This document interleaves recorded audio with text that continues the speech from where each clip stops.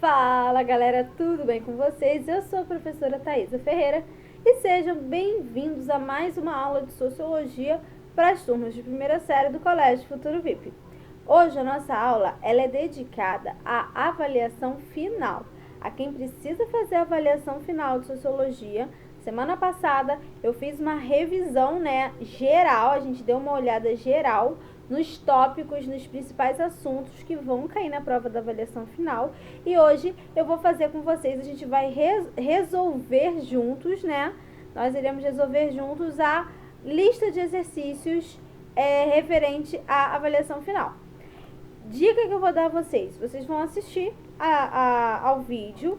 Simultaneamente a isso, eu recomendo que vocês abram, se possível, a lista de exercícios ou no computador ou deixa impresso, não sei. E aí vocês vão tentando fazer.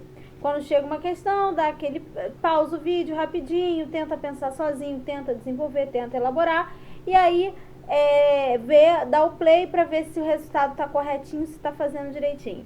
Falou, pessoal? Vamos lá, avaliação final. Falta muito pouco para acabar. Chegamos até aqui. Vamos chegar melhor ainda nas férias. Falou, galera? Então, só para recapitular, o plano de estudos de vocês vai cair apostila unidade 1, os capítulos 2, 3 e 4, Os fundamentos da sociologia, os clássicos, Durkheim, Marx e Weber. E na unidade 2, os capítulos 1 e 3, que são os primórdios da sociologia no Brasil e a sociologia no Brasil contemporâneo. Falou? Vamos começar agora a fazer os exercícios juntos para a gente não perder muito tempo. Tá aí, relembrando mais uma vez o conteúdo que vai cair na prova. Dá aí uma olhada. Tá aqui, ó. Não dá mole. Valeu, galera? Estuda, que não tá difícil, mas também vocês precisam ter muita atenção. Falou? Então, vamos lá. Volta aqui.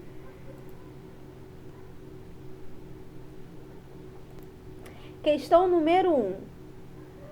A questão das classes sociais ocupa um papel fundamental na teoria de Karl Marx. Para ele, existem condicionantes e determinantes na complexa relação entre indivíduo e sociedade, e entre consciência e existência social. Considerando as reflexões de Karl Marx sobre esse tema, marque a alternativa incorreta. Gente, muita gente é eliminado de um concurso porque não presta atenção no que a questão pede. Galera, se ele pede a incorreta, é porque das 4 alternativas, 3 dizem respeito à teoria desenvolvida por Karl Marx e uma está totalmente fora de contexto, tá? Então, bora lá. A luta de classes desenvolve-se no modo de organizar o processo de trabalho e no modo de se apropriar do resultado do resultado do trabalho humano. B.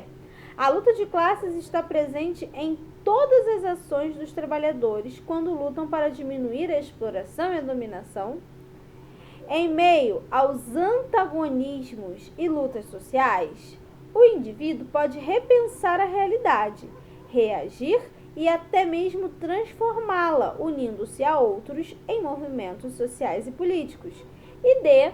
As classes sociais sustentam-se em equilíbrios dinâmicos e solidários, sendo a produção da solidariedade social o resultado necessário à vida em sociedade. Gente, então a gente tem que marcar qual é a questão errada. Bom, a A fala que a luta de classe ela se desenvolve como uma forma de organizar o processo de trabalho e se apropria do trabalho, que se apropria do trabalho humano. Tá certo, isso tem tudo a ver com o pensamento desenvolvido por Karl Marx, tá? Essa questão de organização, a luta de classe, ela quer acabar com as desigualdades sociais, com as injustiças sociais e com a exploração. B. A luta de classe está presente em todas as ações dos trabalhadores quando eles lutam para diminuir a exploração e a dominação. Sim, toda vez que o indivíduo luta para diminuir a exploração a qual ele é submetido, ele está participando da luta de classes de acordo com Karl Marx. C. Em meio aos antagonismos e lutas sociais, o indivíduo pode apresentar a realidade, reagir e até mesmo transformar essa realidade. Sim, é aquela coisa do povo unido jamais será vencido? Exatamente isso. E D. As classes sociais sustentam-se em equilíbrios dinâmicos e solidários, sendo a produção da solidariedade social o resultado necessário à vida em sociedade. Ele está querendo dizer que as classes sociais elas precisam existir para que haja um equilíbrio solidário dentro da sociedade. Não, né, gente? As classes sociais elas não são muito solidárias entre si, principalmente porque a principal reivindicação delas é mesmo uma igualdade de posicionamento social. Então, resposta, nesse caso, errada, mas que está correta, é a letra D de diva, que sou eu. Falou, galera? Letra D, resposta correta da questão 1, que é, na verdade, a alternativa errada. Pois bem, pessoal, então, as sociedades modernas, elas são complexas e multifacetadas. Então, a questão número 2 está querendo saber qual dessas alternativas evidencia uma característica de classe social para Karl Marx. Lembrando que Karl Marx fez uma análise e uma interpretação de sociedade totalmente baseada nas relações econômicas dos indivíduos. Então, a resposta correta tem que ter relação com uma observação dentro dessa visão econômica. Então, no caso, a alternativa A fala de status social e cultural. A B fala de função social que cada indivíduo tem na sociedade. A C está falando de ação política dos indivíduos. A D, de identidade social. E a E está falando da posição dos indivíduos nas relações de produção. Galera, a única que está falando de produção, exploração e essa parte econômica é a alternativa E. É de espetacular, que sou eu. Falou, pessoal? Questão número 3. Calma aí, vamos embora. Bora lá, galera. Questão número 3. É a condição material dos indivíduos que determina os demais aspectos de sua vida. A importância dada por Marx a esse quesito de nossas vidas é justificada, segundo sua teoria, em razão do impacto que a situação econômica de um sujeito tem em sua trajetória de formação. Essa linha de pensamento, onde a condição material dos indivíduos, ela é responsável por determinar todos os aspectos da sua vida, é chamada de evolucionismo material, capitalismo selvagem, contratualismo ou materialismo histórico. Galera, materialismo histórico, aquilo que os indivíduos possuem, determina muitos aspectos da sua vida, materialmente falando.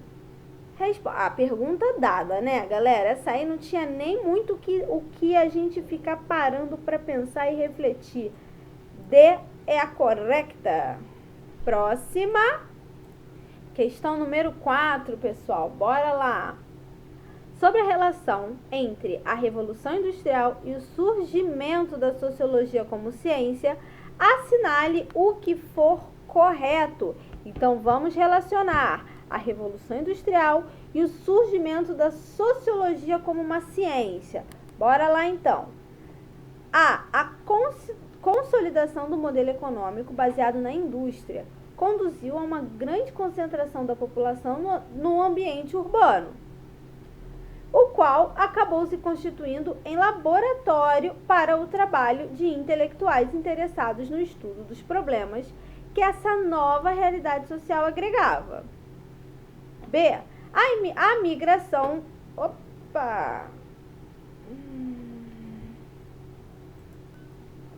sobre a relação entre a Revolução Industrial e o surgimento da sociologia como uma ciência, assinale o que for correto. A. A consolidação do modelo econômico baseado na indústria conduziu a uma grande concentração da população no ambiente urbano, o que acabou se constituindo em laboratório para o trabalho de intelectuais interessados no estudo dos problemas que essa nova realidade social gerava. B. A migração de grandes contingentes populacionais do campo para as cidades gerou uma série de problemas modernos que passaram a demandar investigações visando a sua resolução ou minimização. C. Os primeiros intelectuais interessados no estudo dos fenômenos provocados pela Revolução Industrial compartilhavam uma perspectiva positiva sobre os efeitos do desenvolvimento econômico. D. Os conflitos entre capital e trabalho, potencializados pela concentração dos operários nas fábricas, foram tema de pesquisa dos precursores da sociologia e continuam inspirando debates científicos. A necessidade de controle da força de trabalho fez com que as fábricas e indústrias do século XIX inserissem sociólogos em seus quadros profissionais para atuarem no desenvolvimento de modelos de gestão mais eficientes e produtivos. Galera, vamos por ordem entender. Vamos de baixo para cima. Quando fala que do século XIX, fábricas começaram a inserir sociólogos como seus quadros profissionais, não. A sociologia surgiu como ciência e, consequentemente, como profissão especificamente, nesse período.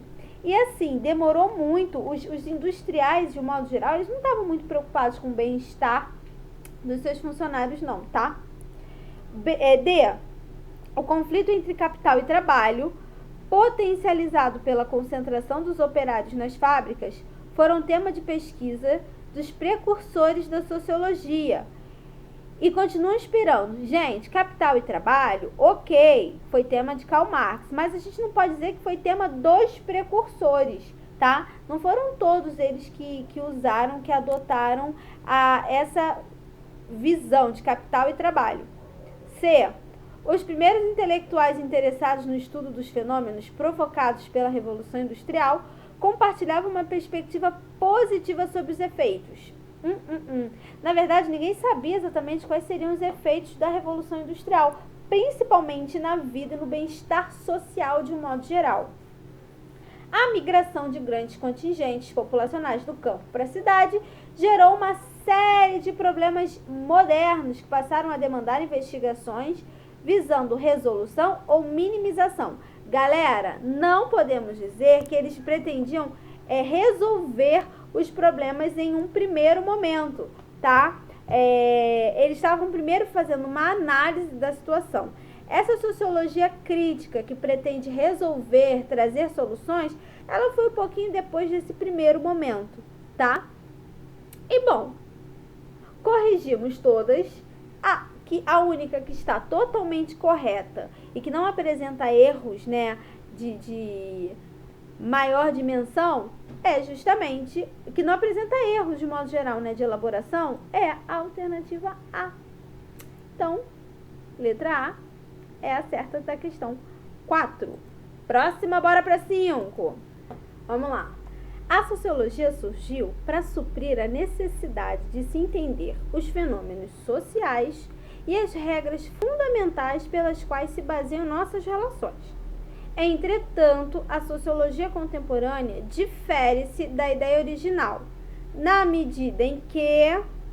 Qual é a diferença da sociologia contemporânea para a sociologia lá do seu primórdio? Vamos lá. Entende-se que as sociedades são como organismos vivos, com leis de funcionamento estabelecidas e imutáveis. É amplamente aceito que as diferenças raciais determinam características do convívio do sujeito, uma vez que é a raça que estabelece o comportamento social. C. Entende-se que as sociedades e as relações sociais possuem infinitas variações, não sendo possível traçar leis gerais que justifiquem ou expliquem em termos absolutos todas as formas de interação humana no mundo social. D. Deixou de ser uma área de conhecimento válida, uma vez que não é possível estudar uma sociedade em razão da enorme quantidade de diferenças entre os sujeitos que a compõem. Galera, vamos lá. Vamos lá, galera, questão número 6. Bora!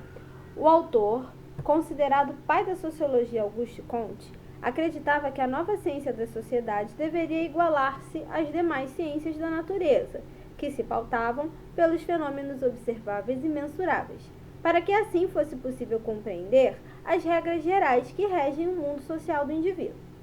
Essa perspectiva ideológica é chamada de iluminismo, darwinismo, dadaísmo ou positivismo. Galera, o autor considerado pai da sociologia, o Auguste Comte, ele foi um dos grandes nomes expoentes do positivismo.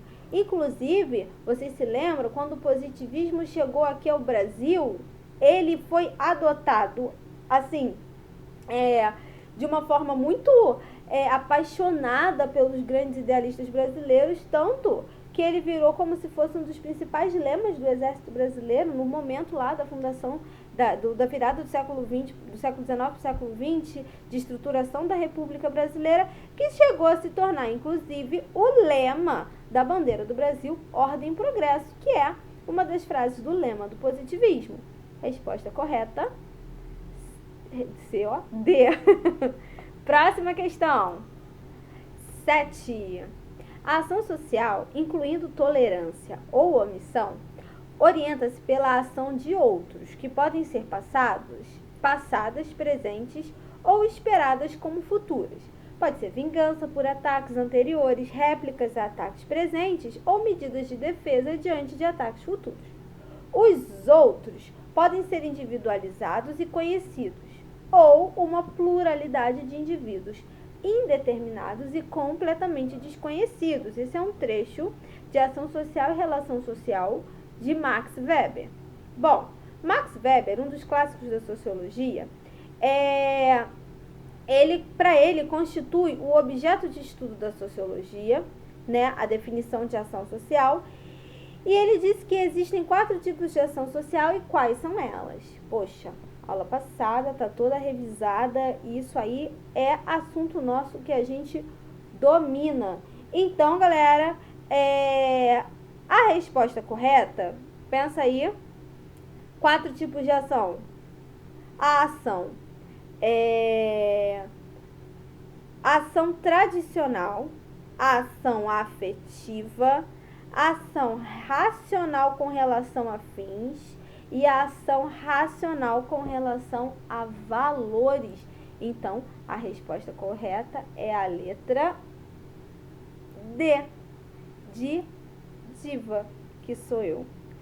Essa estava muito fácil, gente, pelo amor de Deus. 8. Max Weber, um dos fundadores da sociologia, tinha um amplo conhecimento em muitas áreas afins a essa ciência, tais como economia, direito e filosofia. Assim, ao analisar o desenvolvimento do capitalismo moderno, ele buscou entender a natureza e as causas da mudança social. Em sua obra, existem 2 conceitos fundamentais. Quais são esses 2 conceitos fundamentais? Cultura e tipo ideal? Classe proletariado, essa aí a gente já arrisca, que a gente já sabe que isso é coisa do Marx, né? Não é coisa do Carlinhos, não é coisa do Weber, né? Anomia e solidariedade. Fato social, isso aqui, ó, também não é dele, não. Fato social, burocracia. Ação social e racionalidade. Gente, ação social e racionalidade foram questões desenvolvidas por Max Weber. As ações sociais, os tipos puros de ação social que estão ali em cima, e a racionalidade. Só você é capaz de atribuir significado às suas ações. Tudo que você faz é racional e tem um porquê de você estar fazendo isso. Resposta correta, a alternativa é de espetáculo de professora, que sou eu. 9. Como Weber conceituou a ideia de ação social? Como Weber definiu ideia, conceito de ação social? 10. A sociologia de Florestan Fernandes inaugura uma nova época na história da sociologia brasileira. Não só descortina novos horizontes para a reflexão teórica e a interpretação da realidade social, como permite reler criticamente muito do que tem sido a sociologia brasileira passada e recente. Florestan Fernandes é o fundador da sociologia crítica do Brasil. Toda a sua produção intelectual está impregnada de um estilo de reflexão que questiona a realidade social e o pensamento. As suas contribuições sobre as relações raciais entre negros e brancos, por exemplo, estão atravessadas pelo empenho de interrogar a dinâmica da realidade social. Florestan Fernandes pertenceu a uma geração de sociólogos brasileiros que consolidou a sociologia como disciplina acadêmica. Ótimo! Florestan Fernandes foi um dos caras que transformou a sociologia, tirou a sociologia só do método da pesquisa, fora das salas de aula, e levou para estudo de caso, para uma sociologia crítica, para uma análise de sociedade e para tentar encontrar respostas. Tendo como base as informações contidas no texto e esse período da história da sociologia do país, é incorreto, galera, é incorreto afirmar que mais uma questão negativa, mais uma questão que pede a resposta errada. Galera, não se emociona, porque se vocês se emocionarem, vocês vão marcar a resposta errada por uma bobeirola do coração de vocês. Então vamos lá.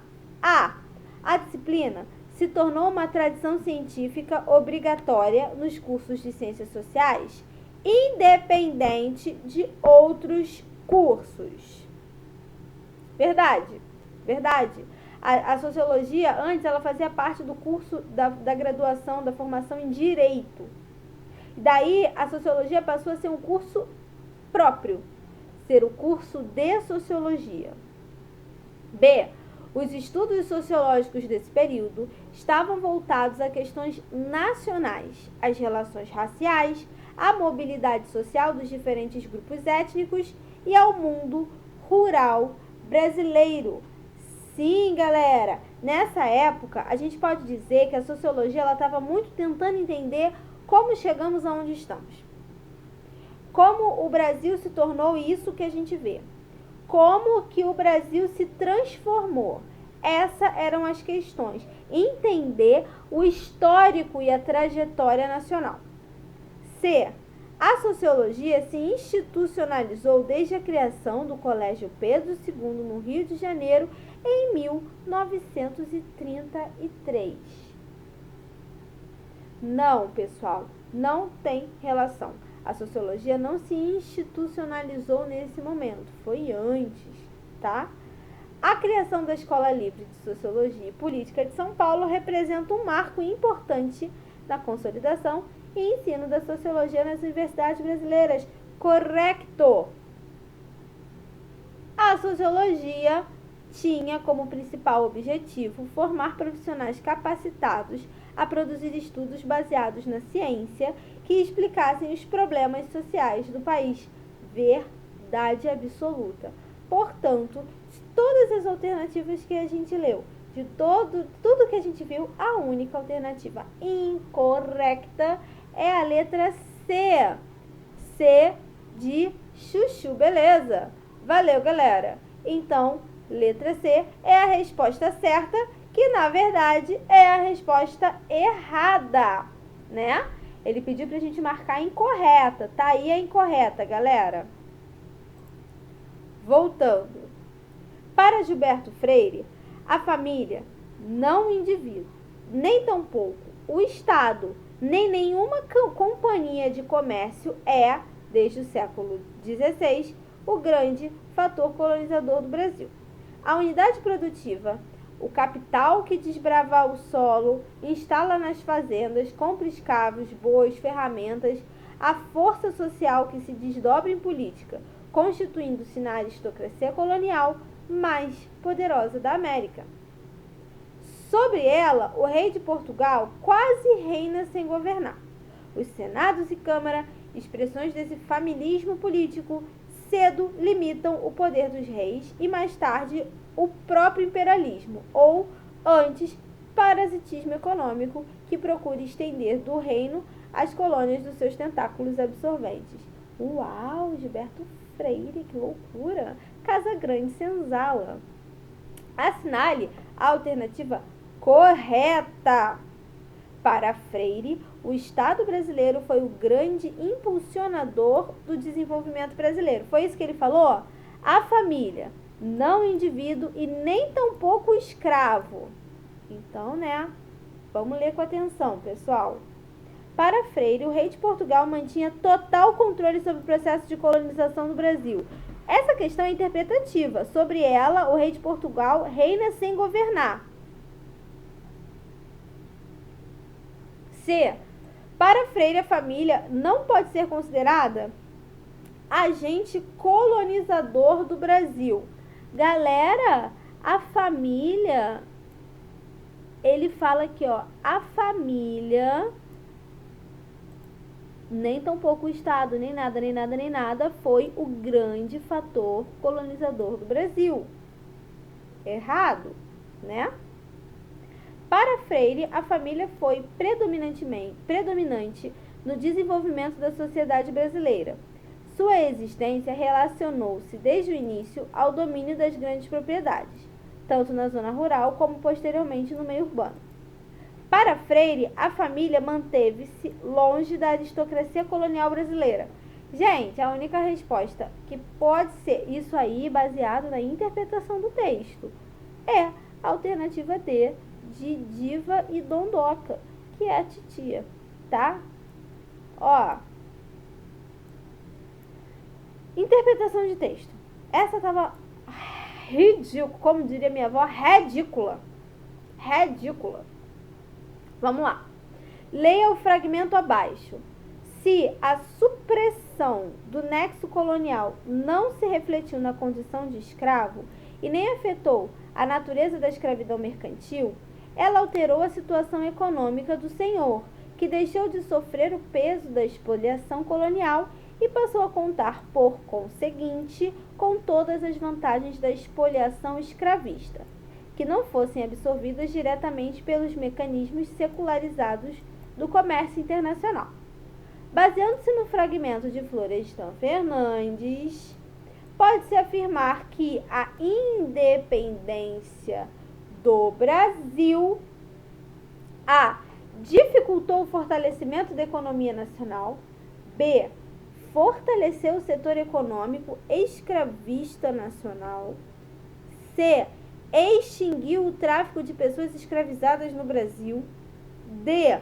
rompeu com a estrutura econômica baseada na escravidão, ou E. aumentou a dependência brasileira aos interesses portugueses. Então, de acordo com Florestan Fernandes, a gente pode dizer que a independência do Brasil, ó, se a supressão do nexo colonial não se refletiu na condição de escravo, nem afetou a natureza da escravidão mercantil, ela alterou a situação econômica do senhor, que deixou de sofrer o peso da expoliação colonial e passou a contar, por conseguinte, com todas as vantagens da expoliação escravista, que não fossem absorvidas diretamente pelos mecanismos secularizados do comércio internacional. Então ele fala que o senhor de escravos, ele saiu muito bem. Por quê? Antes, com a mentalidade colonial, as pessoas, elas acabavam, os senhores de escravos acabavam sendo expostos à expoliação colonial. Ou seja, eles tinham que remeter parte dos seus lucros e dos seus ganhos e enviar a uma coroa, que não lhes dava retorno algum por isso. E aí, com a independência, eles conseguiram, por exemplo, romper com essa estrutura econômica. Eles estavam arrecadando dinheiro e lucrando com a escravidão, não mais a coroa, entenderam? Então eles romperam com essa estrutura econômica que existia até então, para fundar uma nova a partir daquele momento. Uhul! Calma aí. D de dividondoca. Gente, só tem dividondoca aí nesse negócio aí? Caramba, acho que só deu letra D até agora. Próxima questão. 13. Em 1936, Sérgio Buarque de Holanda lança uma das suas mais famosas obras, Raízes do Brasil, em que sustenta um de seus mais conhecidos conceitos de homem cordial. De maneira geral, tal conceito exprime a ideia de que a cordialidade, que se manifesta na esfera privada, quando transportada para a esfera pública, redunda em patrimonialismo, patriarcalismo e naturalização do nepotismo. Ah, gente, essa A tá certa. Desculpa, não dá nem para passar batido. Lembra que o homem cordial é aquele que não consegue separar a vida pública da vida privada? É aquele cara que tem um cargo de confiança para dar a alguém, um cargo de extrema importância. Aí ele tem duas opções: dar esse cargo a uma pessoa altamente capacitada para tal, ou dar esse cargo para alguém que é da família dele, que ele sabe que está precisando, mas que não tem formação nenhuma para exercer tal função. Ele está colocando em questão, ele está colocando em jogo uma questão ética. É alguém altamente capacitado para exercer tal função ou alguém que eu gosto? Isso aí é um homem cordial. É aquele que coloca a vida pessoal acima da vida profissional, da esfera profissional, tá? E bom, sim, com a cordialidade, essa falta de vida pública, né, que existia entre os indivíduos aqui no Brasil, ela redundou no patrimonialismo, patriarcalismo e naturalização do nepotismo. Nepotismo é quando você indica pessoas da sua família, do seu círculo familiar, para cargos de confiança mesmo que eles não tenham capacitação para tal. Então, a resposta, né, gente, é basicamente essa. A gente não pode nem discutir isso, mas vamos ver as próximas. Estereótipo brasileiro calcado na tríade futebol, carnaval e samba é falso, incoerente, não tem nada a ver. Sérgio Buarque de Holanda não fala sobre isso. O catolicismo brasileiro, desde a colônia, se caracterizou pelo convívio pacífico com manifestações religiosas. Pacífico não, né, galera? Perseguição altamente ativa a qualquer coisa que fosse advinda da cultura africana e que fosse afro-brasileiro, né? Não rola. O brasileiro é cordial e pacífico, avesso a movimentos contestatórios, que pode ser comprovado pela ausência de conflitos sociais em sua história. Caramba! O Brasil teve um monte de conflito social, o Brasil teve um monte de levante, de revolta separatista, de brigas sociais. E falar no conceito do Sérgio Buarque de Holanda, cordial, não tem nada a ver com pacífico, são conceitos diferentes. E miscigenação tornou a população brasileira dotada de traços de tolerância e convívio com as diferenças sociais. Isso aí é Gilberto Freire. E não procede. Então, resposta correta, letra A. Última questão, galera. Vamos embora. Leia o trecho a seguir. Veja. Vê uma atitude racista no culto à mulata ou reafirma sua tese de que esse culto está uma prova da ausência de problemas raciais no Brasil. O Brasil é realmente uma democracia racial perfeita? Resposta de Gilberto Freire: perfeita de modo algum. Agora que o Brasil creio que posso dizer, sem dúvida, a mais avançada democracia racial do mundo de hoje, isto é, a mais avançada nesses caminhos de uma democracia racial.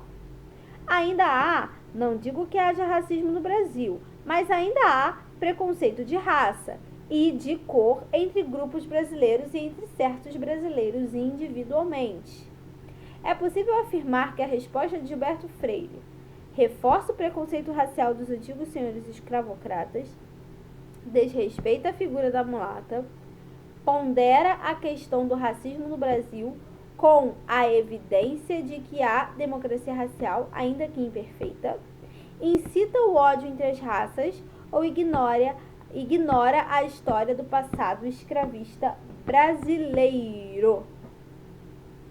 Gente, ele está ponderando a questão do racismo com a evidência de que há democracia racial, ainda que imperfeita.